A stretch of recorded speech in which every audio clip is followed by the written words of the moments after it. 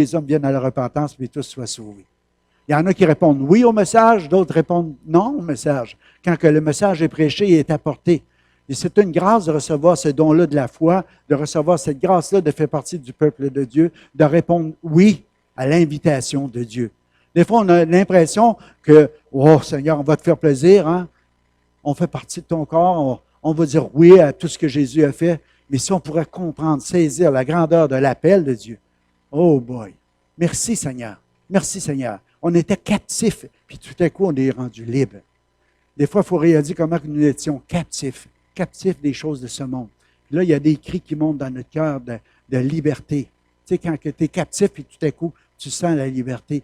Hein? Essayez d'imaginer que les mineurs, il y a quelques années de ça, je ne sais pas si vous vous rappelez, je ne me rappelle même pas quel pays c'était, mais à un moment donné, ils ont été plusieurs semaines dans la captivité parce que, au Mexique, ils les nourrissaient par un tuyau, ils ont drillé un trou, puis ils leur donnaient de la nourriture. Eux autres, ils se sont dit, pour moi, on ne sortira jamais d'ici. On ne sortira jamais d'ici. On est captifs au centre de la terre, puis on est dans les ténèbres, il y avait peut-être leur petite lumière, les batteries baissaient ou je ne sais pas quoi.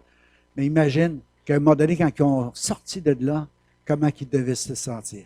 Wow! Wow! Je suis sorti de la captivité. Je suis sorti de la captivité. Ils ont pensé rêver devant un événement aussi extraordinaire. Dans notre vie, c'était la même chose. Quand Jésus est venu me libérer, c'est comme ça. J'avais de la misère à le croire, mes amis. J'avais de la misère à le croire. Mes péchés sont pardonnés. Pardonnés. On le chantait. Libéré, il m'a libéré.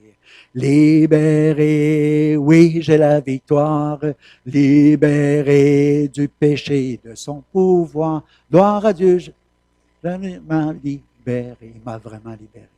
On pouvait le chanter avec la joie dans le cœur, parce qu'on réalisait profondément qu'on était dans la captivité. Puis tout à coup, Dieu a fait de nous un enfant de Dieu, une fille de Dieu, héritier de Christ, héritier de toutes ses promesses. Puis c'était tellement excitant. Est-ce qu'on est reconnaissant devant le salut de Dieu? Est-ce qu'on réalise comment on était puis où est-ce qu'on est rendu?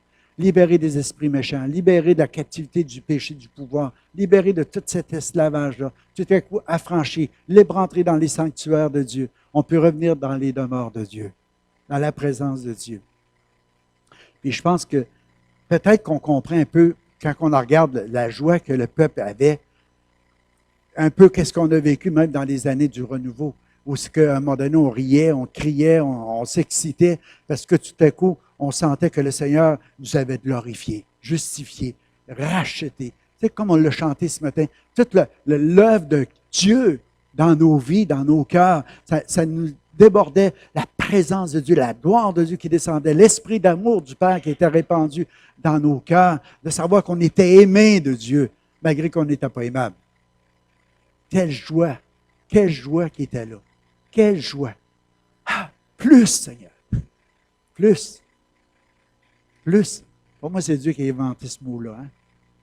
Alléluia. Toujours plus. Seigneur, rétablis notre situation comme tu ranèmes les ruisseaux asséchés. On est rentré dans une nouvelle saison d'abondance dans notre vie. J'essayais d'imaginer comment ça pouvait être là. Tu sais, le ruisseau du Midi, là, ça nous dit que le mot hébreu, Negeb, signifie desséché. Son nom est devenu synonyme du Midi, là. On l'appelait aussi, c'était dans le territoire de Juda. Il y a quelque chose qui vient OK. Il voulait m'installer une nouvelle borne antivirus. C'était le mot hébreu, ça signifie desséché. Son nom est devenu synonyme du Midi. On l'appelait aussi une partie du territoire de Juda avoisinant le désert. Elle ne se couvre de végétation qu'à la suite de pluies abondantes. Quand une pluie soudaine remplit ses torrents, celui-ci apporte la fertilité tout le long de leur cours. Imagine, on était comme ça, desséchés. Puis tout à coup, le Seigneur a fait de nous des régions fertiles. Et il nous a apporté l'abondance dans notre vie. Il nous a apporté des transformations, des changements incroyables. On était là, retenus dans la captivité, puis c'est comme si le Seigneur a dit, regarde, vous étiez desséchés, vous étiez sans eau. Puis quand tu regardes cette image-là, je trouve que ça décrit un peu ce qui était l'état de notre cœur, qu'est-ce qui était l'état de notre vie. C'était comme ça. Mais Dieu a décidé de ramener des ruisseaux, alléluia, qui coulent. Il a ramené la vie, il a ramené la pluie abondante. Il a ramené cette pluie qui détrempe les mottes, qui arrive, qui prépare la terre à la semence. Il a ramené cette pluie, puis cette parole-là de Dieu qui a été semée dans nos cœurs, puis qui a produit réellement de la fertilité, une récolte abondante à sa gloire. Mais c'est lui qui l'a fait. C'était comme un rêve. C'était comme un rêve. Dieu, qu'est-ce que tu vas faire avec ma vie? Tu sais, des fois, on apporte notre vie à Dieu, puis ça a l'air tout scrap. Mais le Seigneur a dit, gars, je vais faire quelque chose de beau. Je vais te transformer de gloire en gloire à l'image de mon Fils. Tu vas ressembler à Jésus, le premier-né. Amen. Isaïe 41, il dit, je ferai jaillir des fleuves sur les collines et des sources au milieu des vallées. Je changerai le désert en étang et la terre aride en courant d'eau. Faire jaillir des fleuves sur les collines. As-tu imaginé une colline, puis il y a un fleuve qui va jaillir en haut? Habituellement, on va dire dans la vallée, mais sur la colline, c'est plus difficile, non? Mais Dieu peut faire ça. Dieu peut faire ça. Il dit, des fois, on va semer avec larmes, on va récolter avec joie. Tu sais, des fois, les choses se font dans la larme, premièrement. C'est bien souvent, c'est comme ça. Ah, Seigneur, on est dans la captivité. Qu'est-ce qui va arriver? Tu vas venir nous changer, faire quelque chose, Seigneur. On n'est plus capable, on est rendu au bout du rouleau. Puis tout à coup, avec nos plans qui étaient comme une semence, tout à coup, la récolte vient, c'est l'abondance, c'est la joie par le Saint-Esprit. Parce que Dieu nous fait ressortir de cet état de captivité-là pour nous emporter dans la liberté. On l'apprécie. Le Seigneur rétablit notre situation. Amen. Il rétablit, puis il fait plus que juste rétablir, il apporte l'abondance. Il apporte l'abondance. Ça nous dit que toutes des sources au milieu des vallées, des sources qui vont devenir tellement rafraîchissantes, bénissantes. La joie que nous voyons ici est le résultat de la restauration. Nous sommes heureux à cause de ce que le Seigneur a fait pour nous. Quand on pense, c'est comme un rêve, mais à quelque part, c'est de la pensée, quand j'allais voir hier, c'est quelque chose comme de prophétique. C'est de devenir saint, c'est de devenir fort. Dans la pensée de la restauration de toute l'aide, de toute la personne. C'est ça la bonne nouvelle. C'est ça qu'on annonce. Dieu est capable de prendre quelque chose qui semble terminé, détruit, puis dire, regarde, j'apporte une nouvelle vie. J'apporte un changement, une transformation à ma gloire. Amen. C'était comme un rêve. Oui, l'Éternel a fait pour nous de grandes choses et nous sommes dans la joie. Nous sommes envahis par la joie qui vient de ce qu'il fait dans notre vie. Moi, je suis en train de vous dire, c'est qui a fait ces choses-là? Oui, c'est l'Éternel. Il n'y en a pas d'autre. Il y a juste Dieu. Il n'y a personne d'autre qui pourra faire un œuvre comme ça. Ce n'est pas nous, par nos propres efforts, qui est capable de changer des situations, de sortir de la captivité et de nous emmener dans la liberté. Il y a juste l'Éternel qui peut faire cette chose-là. Il y a juste l'Éternel qui peut nous prendre dans une situation de même et nous emporter là. Ce qu'il nous demande à nous, c'est de croire en lui. C'est de croire qu'il va le faire, qu'il a la capacité de le faire. C'est la capacité de la grâce. Alléluia. Ce n'est pas la capacité des efforts. Ce n'est pas la capacité de la loi, malgré qu'elle est bonne. Tu sais, elle nous entoure, elle nous met une certaine limitation dans nos affaires. Mais quand que tu viens à Jésus, tu viens avec cet état-là, tu cries à lui avec l'âme, tu dis, Seigneur, je ne sais pas comment je vais m'en sortir, Seigneur, mais fais-le, Seigneur, alléluia. Puis la capacité de la grâce qui vient en nous à cause d'un don de Dieu, c'est incroyable. Dieu ramène les choses sans mort à la vie. Amen. C'est ça que Dieu a fait. C'est pour ça qu'on est envahi de cette joie-là qui vient d'en haut. De qu'est-ce qu'il fait dans notre vie. Qu'est-ce qu'il fait? Il nous a donné son Fils pour notre achat. Nous devons célébrer le retour de la captivité. C'est ça qu'on devrait faire. Des fois, notre cœur devrait être dans la joie. Hier, je regardais dans Louis II, il disait « Divertir, jouer, chanter, battre, danser, se rire. » Se rire, c'est bon. Sourire, la risée, se jouer, moquerie, moqueur, plaisanter, réjouissance, joyeuse, danse. C'est tout ça qui devrait nous arriver. Ouf, je suis heureux car Jésus m'a sauvé. Dans son amour, il m'a tout pardonné. Voilà pourquoi je me mets à chanter. Je suis heureux car Jésus m'a sauvé. Sauvé, sauvé. Non? Ouf! Je suis heureux. Oui, il y a de la joie là dans mon cœur. Oui, il y a de la joie là dans mon cœur. Jésus m'a sauvé, la vie m'a donné. Oui, il y a de la joie là dans mon cœur. Réjouissez-vous toujours dans le Seigneur, je le répète, réjouissez-vous. On devrait. Il y a un temps pour pleurer, mais il y a un temps pour rire. Il y a un temps pour se réjouir de ce que Dieu fait dans nos vies. On pourrait dire que c'est des émotions d'un bord à l'autre. Des fois, on pleure, des fois, on rit. Des fois, c'est proche aussi.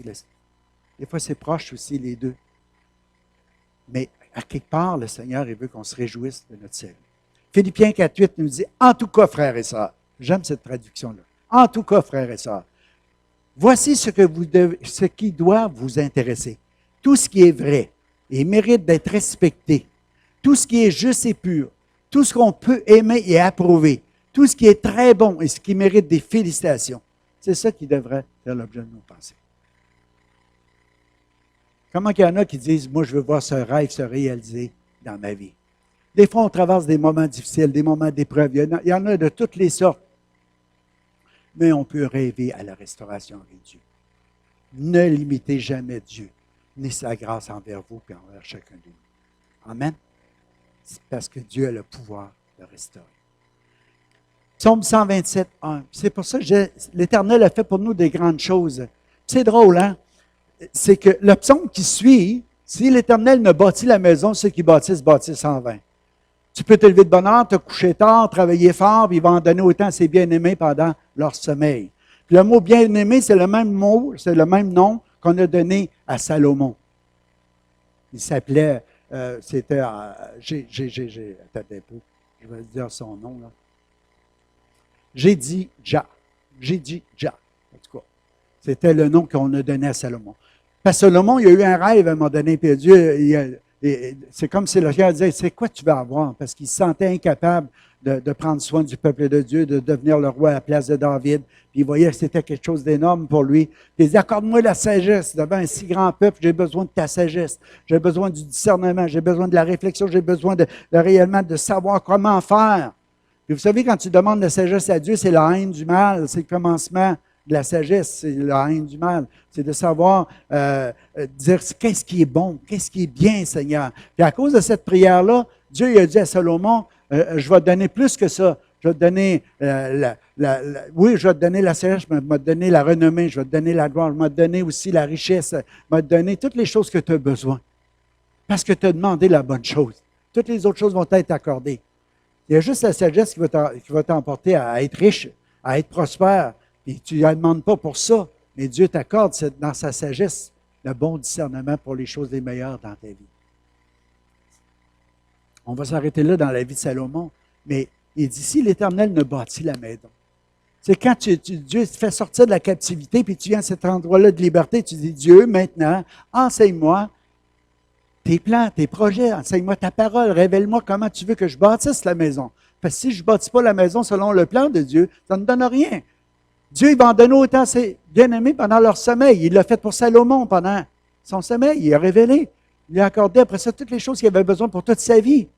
Vous comprenez ce que je veux dire? Ça veut dire, à quelque part, cherche Dieu de tout ton cœur. Il continue à dire, Seigneur, je vais bâtir ma maison sur quelque chose de solide, sur le roc, sur la parole de Dieu. Parce qu'il est vain de se lever tôt et de vous coucher tard. Il peut en donner autant à ses bien-aimés. Tu sais, gagner ton pain.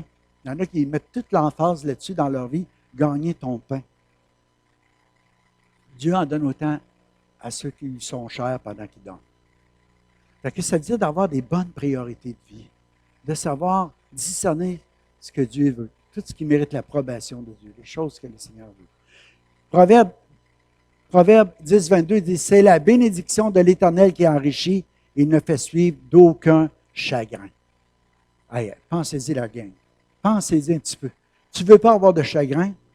C'est la bénédiction de l'Éternel. Tu dis, Seigneur, je veux bâtir ma vie, mais je veux que ça soit toi en moi.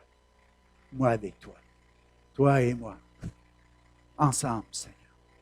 Complicité. C'est pour ça que c'est tellement important que quand le peuple est revenu de la captivité, ils ont dit, nous autres, on va rebâtir le temple. La première chose de notre vie. Le lieu de l'adoration. Le lieu de la prière. Le lieu de la lecture de la parole de Dieu. Le lieu de ma spiritualité. Tu sais, des fois, on voudrait rebâtir le corps, les biens matériels, nos émotions. Il y a plein de choses qu'on peut rebâtir. Le côté de notre vie, il y a plein de choses. Mais la première chose qui doit être rebâtie, c'est notre spiritualité. C'est notre relation avec Dieu, notre communion avec Dieu, notre lieu d'adoration à Dieu. Aime Dieu de tout ton cœur, de toute ton âme, de toutes tes forces, de toute ta pensée. Aie ton prochain comme toi-même. Commence là. Alléluia. Ce n'est pas une loi, c'est une reconnaissance de la grâce de Dieu. Dieu t'y prend dans la captivité, il t'emmène dans la liberté, il t'enlève tout le péché, le pouvoir, toutes les choses qui te retenaient captif, qui t'avaient volé ta joie. Il te rend la joie de ton salut. Puis là, tu dis, Seigneur, maintenant, Seigneur, dans ma reconnaissance, je vais avoir une oreille pour entendre. Je vais avoir une oreille pour entendre. Qu'est-ce que tu as à me révéler? Qu'est-ce que tu as à me dire? J'ai besoin. Puis je vais arriver à un endroit, Seigneur, où des fois, je veux juste me taire devant toi. Même pas. Tu sais, j'ai prêché ça, je pense, juste avant de partir. Je ne sais pas si vous voulez, l'autel des miséricordes. Tu sais, approchons-nous du trône de la grâce. Puis à quelque part, c'est comme, il y a l'autel des miséricordes, il y a l'endroit du propitiatoire, il y a l'endroit où le sang est versé, qui nous permettait un retour à Dieu. Ça, c'est la miséricorde de Dieu qui fait, oui, je te donne une libre entrée, viens dans mon sanctuaire. Puis là, on est là en train, ah, Dieu, fais ça, fais ça, fais ça. Puis Dieu il dit, oui, j'ai plein de promesses pour toi, je veux répondre à tes prières, je veux qu'il se passe de quoi. Mais après, un petit peu plus, on réalise qu'on est assis dans les lieux célestes en Jésus-Christ. On est là sur le trône, on est là au pied du trône, on est là dans cette relation qui nous est privilégiée d'adorer Dieu, d'entendre les anges, les archanges chanter, célébrer la sainteté de Dieu. C'est dans l'esprit, c'est dans notre cœur, c'est là que ça se passe, mais c'est un cœur à cœur avec Dieu. Ça, c'est un privilège où ce qu'on n'a même plus le goût de parler, où ce qu'on a juste un goût de respecter la grandeur, la puissance, la gloire de Dieu, où ce qu'on veut juste courber devant lui, juste dire, ah, t'es merveilleux, Seigneur. Ah, quel privilège que j'ai de me tenir là. Je ne mérite pas ça. Isaïe dit, mes lèvres sont impures. Mes lèvres sont impures. Comment est-ce que je peux me tenir? Il a été chercher un charbon ardent, il est venu toucher sa bouche. Ça représentait la grâce de Dieu, le sacrifice de Christ qui est venu à Pierre. Il est venu purifier sa bouche. Il dit, qui enverrai-je? Me voici, Seigneur. Me voici maintenant, Seigneur. Il était prêt à être un messager de paix, un messager de Dieu, parce qu'il avait été touché par l'amour de Dieu. Amen. Alléluia. C'est ça qui nous transforme. Commençons par bâtir notre temple, un lieu d'adoration à notre Dieu. Et après ça, bâtir notre maison. Parce que la promesse dans le psaume 127, il dit, « Voici, les enfants sont un héritage de l'Éternel, le fruit des entrailles est une récompense. » Fait que ce que nous devons bâtir, c'est une vie centrée sur Dieu. Dieu au centre du cœur. Après ça, toutes les choses vont aller bien. Tout va tourner. Ça ne veut pas dire que tu ne vivras pas des temps difficiles des fois ou des épreuves, mais à quelque part, tu es centré sur Dieu. Tu sais que Dieu peut intervenir dans toute situation. Tu vas dire, tout concourt au bien de ceux qui aiment Dieu. Tout. Dieu va faire changer le mal en bien. Dieu peut faire transformer, changer les situations en bien parce que tu aimes Dieu, parce que Dieu est au centre de ta vie, parce que tu as centré ta vie sur Dieu. Le vrai bonheur, je vais vous dire, il vient du centre du cœur. Ça vient du cœur. Ça fait toute part de là. Même la Bible nous dit que les mauvaises choses partent de là. Les pensées d'adultère, de vol, ou quoi que ce soit, de meurtre, ça part du cœur. Après ça, ça vient. Mais si notre cœur est transformé et est changé dans la grâce de Dieu, si Dieu vient et dit, garde, j'arrache ton cœur de pierre, puis je te place un cœur de chair. Son cœur. Le cœur dur qu'on avait, tout à coup, il change. Mais on devient centré sur les choses de Dieu. Sur qu'est-ce que Dieu veut pour nos vies. On commence à le consulter, puis on est capable de bâtir notre vie, notre foyer sur le roc de sa parole. Amen. Romains, alors que nous étions encore des pécheurs, Christ est mort pour nous. Moi, c'est ça qui nous sécurise, c'est l'amour de notre Papa, notre Père céleste pour nous. C'est un amour inconditionnel. Il y a un mot grec qui dit « Cet amour inconditionnel de la part de notre Père nous sécurise et prouve, en grec, établi. » Au lieu de prouve, c'est établi son amour envers nous. Il établit son amour envers nous, nous disant encore des pécheurs, Christ est mort pour nous. Il est mort pour nous. Il est mort pour des justes, vous pensez, ou pour des bons? Comme nous on était, ou bien non pour des coupables. C'est ça qu'on doit réaliser, frères et sœurs. Il n'est pas mort pour des innocents, il est mort pour des coupables. Malgré qu'on avait l'air d'une gang d'innocents. On avait besoin de réaliser. C'était pour des coupables, des pas bons, des ingrats, des irréligieux, des gens, des fanfarons, des hautains, des blasphémateurs. C'est tout ça qu'on était. Il est mort pour nous. Il est mort pour nous justifier, pour nous glorifier, pour nous rendre libres, pour nous sortir de l'esclavage du péché, pour faire de nous des enfants de Dieu. Imaginez le fils prodigue. Des fois, on le prêche, je pense, de tous les bords, de tous les côtés.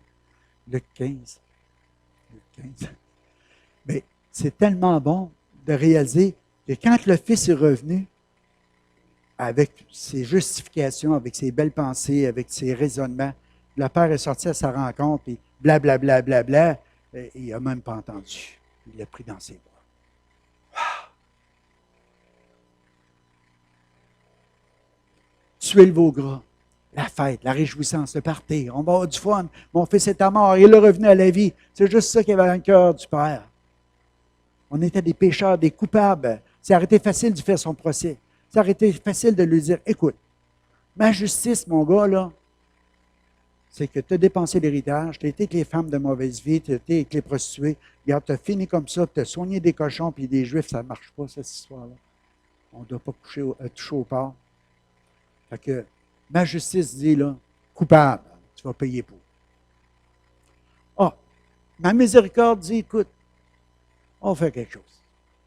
Tu as raison de dire, tu es coupable, tu n'es pas digne d'être appelé mon fils, tu ne seras plus jamais appelé mon fils, mais tu vas devenir un serviteur. Tu vas t'aller dans la maison, tu vas gagner ton pain sur de ton front.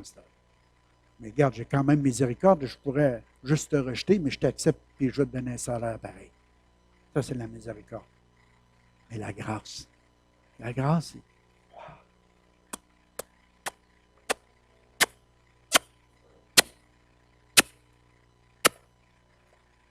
C'est la grâce. Comme tu es mon fils. Je t'aime. L'amour du Père nous sécurise. Je t'aime. J'ai donné mon fils pour toi. Tes fautes sont déjà pardonnées. Tes péchés sont déjà couverts. Il y a déjà quelqu'un qui est payé à ta place. Tu es racheté. Ça fait mettre la reconnaissance. Tu sais, il y en a qui disent, ah, tu sais, la grâce, là, si tu en parles trop, les gens vont aller pécher, ils vont dire, regarde, c'est pas grave. C'est pas ça que Paul dit. Pécherions-nous parce qu'on a connu la grâce de Dieu? Loin de moi cette pensée, loin de moi ce... Vous comprenez? Quand tu sais que tu es aimé, tu ne veux pas te déplaire à celui qui t'aime. Hein, tu réponds l'amour par l'amour. Puis à un moment donné, tu réalises, Seigneur, je voudrais tellement, mais je ne suis pas capable. Mais Dieu, regarde, ma grâce, c'est la capacité de Dieu à te transformer et à te changer. Limite-moi pas, alléluia. Limite-moi pas, tu vas voir ce que je vais faire dans ta vie. Ça va être merveilleux. Fais juste m'obéir. Tu comprends? Tu l'acceptes comme Sauveur et Seigneur. Fais juste obéir à ma parole. J'ai des préceptes, des plans, puis tu vas voir, à travers ma parole, ça ne sera pas pénible. Ce n'est pas des choses difficiles que je vais te demander. Il m'a donné la capacité. Tu vas faire des choses au-delà de tout ce que tu peux penser puis demander. En mon nom, tu vas même faire des miracles. En mon nom, tu vas même chasser des démons. En mon nom, tu vas même prier pour les malades, ils vont être guéris. En mon nom, il va se passer des choses incroyables. C'est la capacité de Dieu qui va agir à travers ta vie. Penses-tu que Dieu est capable de changer ton cœur, de te transformer de gloire en gloire à l'image de son Fils? C'est la capacité. On n'est pas capable de faire ça avec nos œuvres. On n'est pas capable de faire ça avec nos efforts. On n'est pas capable, car c'est par la grâce que nous sommes sauvés. C'est gratuit, ça vient de Dieu. Ce n'est pas par nos œuvres afin que personne ne se glorifie. Personne. Personne ici peut s'orgueillir en disant, regarde, moi je suis devenu ça. Non. C'est juste la grâce de Dieu qui est opérante dans ta vie, qui t'a transformé puis changé par apporter à cette image. Amen. Alléluia. Alléluia. Le Père se soucie de chacun de nous personnellement. C'est pour ça qu'il veut être le Sauveur et le Seigneur de notre vie. À tous les points de vue. À tous les points de vue. Hier, j'écrivais les différents points de vue qu'il peut avoir. Là. Spirituel, premièrement. Intellectuel, émotionnel, social, familial, financier, physique, professionnel, sexuel, etc. Rajouté. À tous les points de vue. Il veut emmener une transformation, des changements. Il a la capacité de le faire dans nos vies. Ah, regardons. J'ai cité le verset avant. Nous sommes restaurés par et dans sa grâce. Il n'y a pas d'autre chose. J'écrivais, nous sommes des pécheurs qui blessent le Père. Parce que bien souvent, à cause de notre entêtement, on n'accomplit pas ses buts et ses projets, ses plans pour nos vies. Mais pourquoi? Parce qu'on est mort spirituellement. Mais quand on vient à Jésus, il y a quelque chose qui se passe, nous qui étions destinés à la colère de Dieu, à la condamnation de Dieu, qu'on était destinés à la perdition éternelle, mais à cause de sa grâce, de coupable, tout à coup, on devient libre. Puis on est complètement affranchi, complètement libéré. Je regardais Gérard. Il est-tu là matin, Gérard? Gérard, il avait un sac à dos, puis il mettait des choses dedans. Et puis, imagine, quand il rentrait dans la vanette, je disais, veux-tu que je prenne ton sac? Non, non, je garde. Après qu'il est rentré, il s'assoyait. Mais là, il l'enlevait, puis ça a fait une grosse bosse, il a enlevé son sac. Essaye d'imaginer qu'il l'a regardé. Tu es fatigué, tu es brûlé de porter ce fardeau-là. Puis là, tu rentres tout à coup dans un endroit de repos, puis tu gardes ton sac à dos. Souvent, c'est ça qu'on fait, chrétien, parce qu'on vient à Dieu, on connaît la grâce de Dieu, on est libéré tout à coup du poids du fardeau de nos péchés, mais on veut garder le sac pareil. On veut continuer à dire non, je ne peux pas. Je peux pas le mettre là, il faut que je le garde. Je vais continuer à le porter. C'est ma peine de mon fardeau, c'est mon péché, c'est ma culpabilité, c'est ma condamnation. Je le méritais, il faut que je le garde au moins ça. Je peux m'asseoir quelque part pareil, j'ai entré dans l'autobus si tu veux, mais je continue à garder ça. Ben non, libère-toi de ça aussi. Amen. Libère-toi de ça. Je ne sais pas si l'exemple est bon, mais c'est juste pour faire comprendre comment pouvons-nous espérer d'être accepté par le Père, c'est à cause de Jésus-Christ. C'est totalement. J'écrivais juste pour vous faire comprendre, je ne sais pas comment ça va sortir, là, mais c'est seulement par sa grâce que nous pouvons espérer, et cela ne vient pas de nous.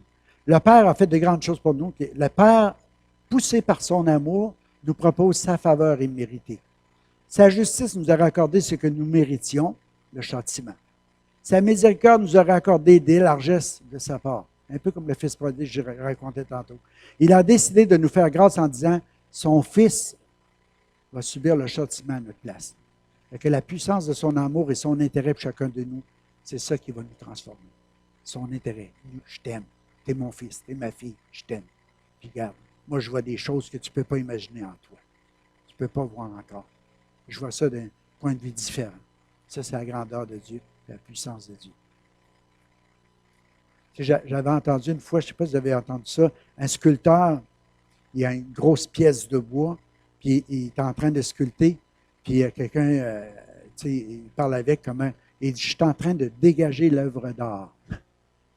À chaque fois qu'il donnait un coup, il faisait sortir un éclat de bois qui s'en allait à côté, et je suis en train de sortir l'œuvre d'art du morceau qui était là.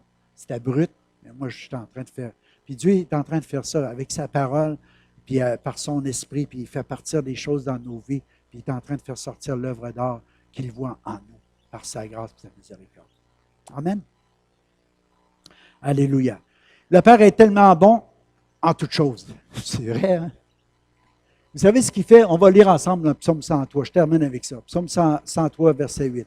L'Éternel est compatissant et miséricordieux, lent à la colère et abondant en grâce. Dis à quelqu'un, abondant en grâce. J'aime ça. Abondant en grâce. Ça veut dire faveur imméritée. Il est capable de faire des faveurs imméritées. C'est comme si tu verrais un millionnaire entrer ici ce matin et dire, regarde, là, moi je suis abondant en grâce. As-tu besoin d'un 1000, tiens? Toi aussi? Ah, je n'ai encore, je n'ai en masse, des millions. Vous comprenez? Il est abondant en grâce. Il veut bénir tout le monde. Générosité. Il ne conteste pas à perpétuité, il ne garde pas sa colère à toujours. Merci Seigneur. Il ne nous a pas fait selon nos péchés, il ne nous a pas rendus selon nos iniquités. Car autant les cieux sont élevés au-dessus de la terre, autant que sa bonté est grande sur ceux qui le craignent. Puis Dieu sait, hein, Luc, on a monté haut. Au moins 30 000 pieds. Ça n'a pas de fin, cette affaire-là. Il y a encore de la place. Hein? Okay, imagine ici, autant que les cieux sont élevés au-dessus de la terre.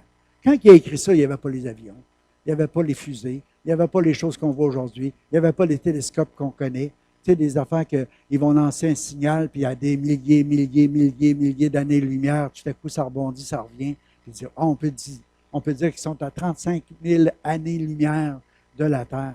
Hey, c'est loin, ça, 186 000 milles à la seconde, tu peux imaginer. Multiplie si tu es capable, moi je ne suis pas capable. Tu sais, 186 000 milles à la seconde, la vitesse de la lumière, je veux juste dire. Puis il envoie un rayon lumineux quelque part, puis il te revient, puis il dit c'est à 35 000 années-lumière. Wow!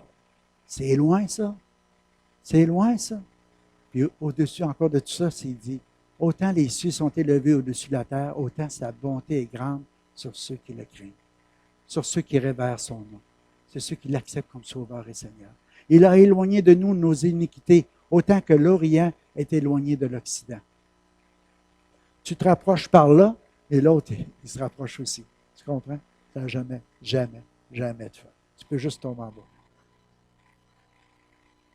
C'est bon de réfléchir à ça des fois. Autant que c'est éloigné un de l'autre, ça ne peut pas se rapprocher. Il est éloigné. Comme un père est ému de compassion envers ses enfants, l'Éternel est ému de compassion envers ceux qui le craignent. Envers ceux qui le craignent. Vous savez, il y a toutes sortes de situations qui font naître la compassion. Quand j'étais en République, à un moment donné, avec le groupe, on est rentré à Sabanata. Et puis, à un moment donné, j'ai été prié avec quelqu'un qui était aveugle. Il a eu un coup de marteau sur la tête dans une bataille, puis il a perdu la vue. Là, il dit, ça me prendrait une autre opération. Il dit, peut-être que les médecins pourraient. J'ai dit, la seule chose que je peux faire pour toi, c'est prier. Je n'ai pas d'or, pas d'argent, mais ce que j'ai le nom de Jésus, on va prier pour toi. Pendant ce temps-là, Caroline, elle me disait qu'elle allait prier pour une sorte de muette de l'autre côté. Muette. Les besoins tellement grands. On est rentré dans une petite maison, on voit un homme qui était, la mère avait eu des triplets, mais lui, il est rendu vieux, il a les pieds beaux. Tu sais, il a misère à travailler. J'ai une petite fille qui s'est collée sur moi une bonne partie du temps, puis je commençais à jaser avec, elle a perdu son père et sa mère. Seigneur. Elle a un frère et une soeur. Elle reste chez ma tante qui a 3 enfants, puis qui a de la difficulté à prendre soin de tout le groupe. Mais le cœur, il est là, puis il bénisse Dieu chaque jour. La compassion. On a compassion. Tu as l'amour de Dieu, tu as compassion des gens autour. Tu as quelque chose qui se passe dans ton cœur pour eux autres. Puis Dieu dit, comme un père est ému de compassion envers ses enfants. Ce n'est même pas nos enfants, on est ému de compassion. Il dit, l'Éternel est ému de compassion envers ceux qui le craignent. Car il connaît de quoi nous sommes faits. Il se souvient que nous ne sommes que poussière.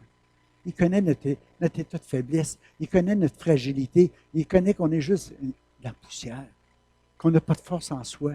Il connaît comment qu'on est. Il a compassion de nous. Dans sa grâce et sa miséricorde, il a compassion de nous.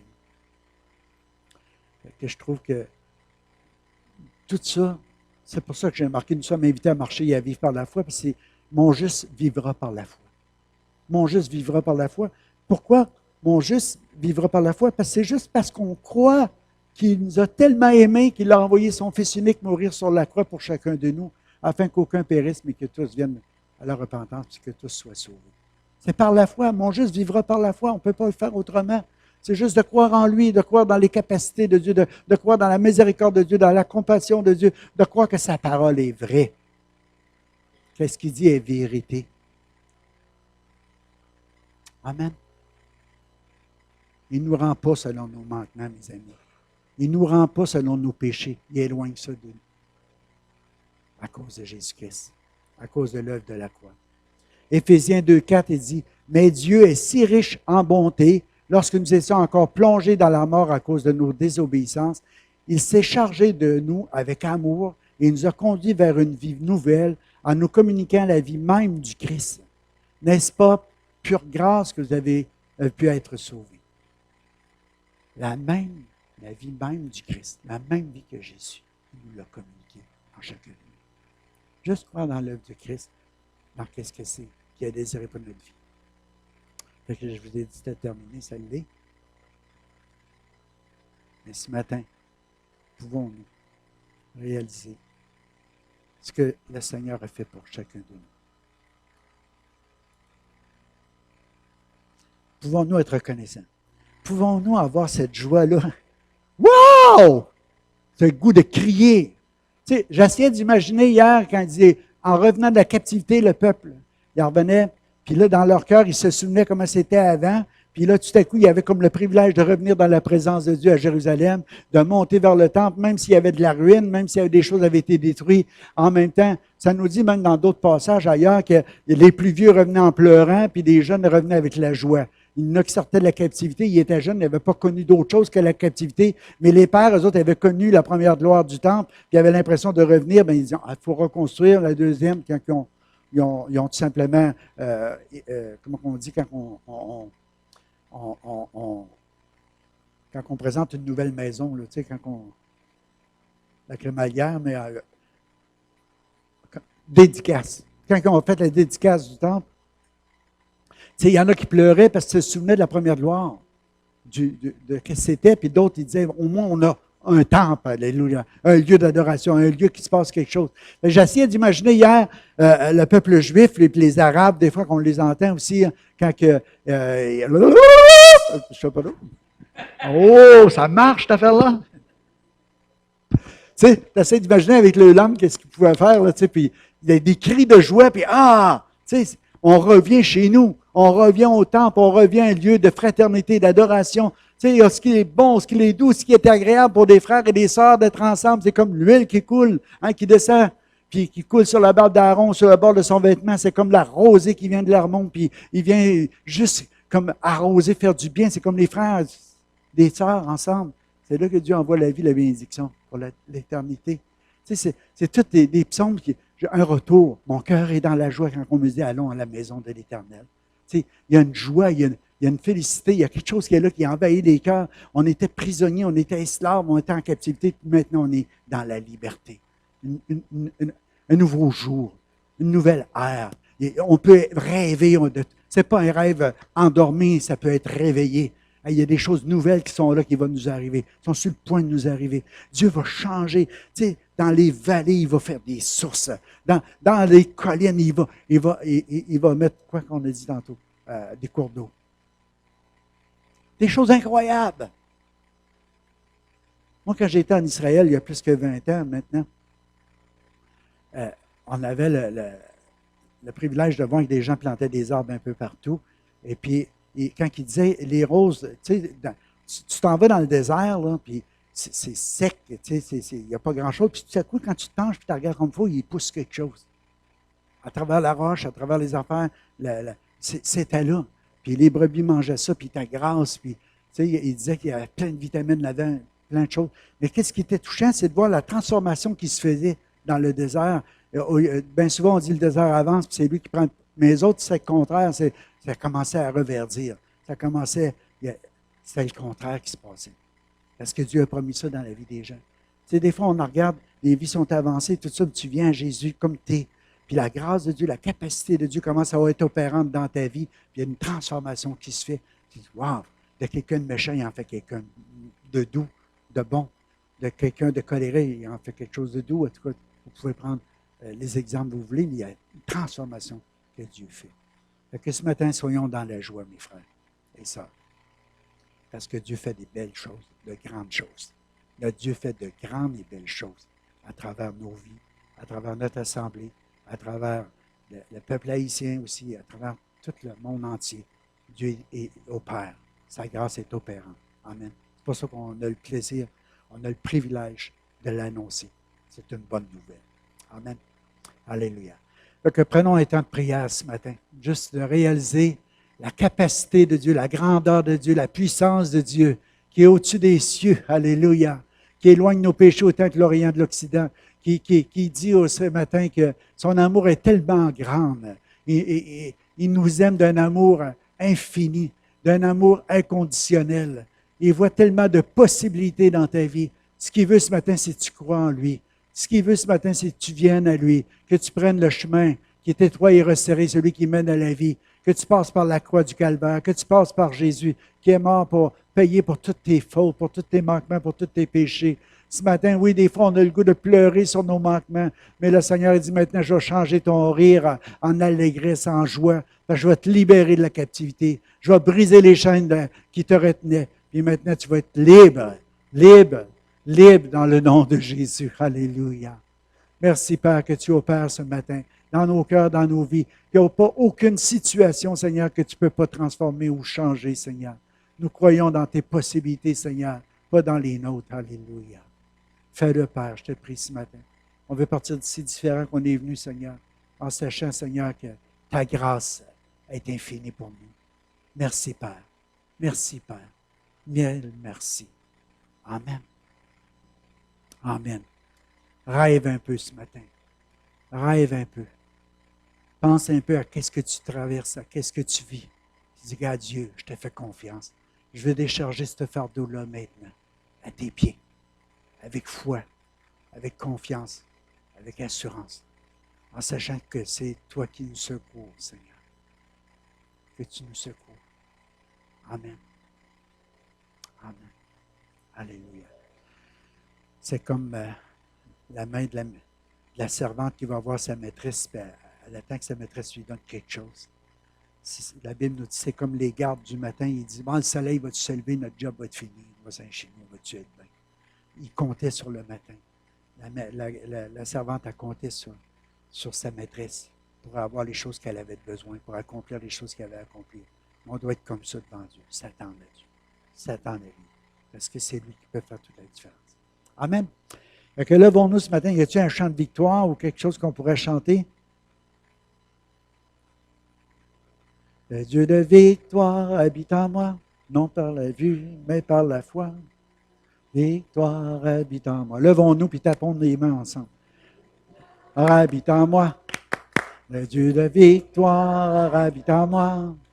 Je marche non par la vue, mais par la foi. Le Dieu de victoire habite en moi. Je marcherai. Et celui du Seigneur est assuré. Car notre Dieu est vainqueur. Il est vainqueur. Il est vainqueur. Je suis en train de vous scraper ça. Amen. Fais des câlins à quelqu'un. Soyez bénis, passez une belle semaine. Vous avez des requêtes en prière ce matin. Venez, on va prier avec vous. Soyez pas gênés. Allez dans la paix du Seigneur.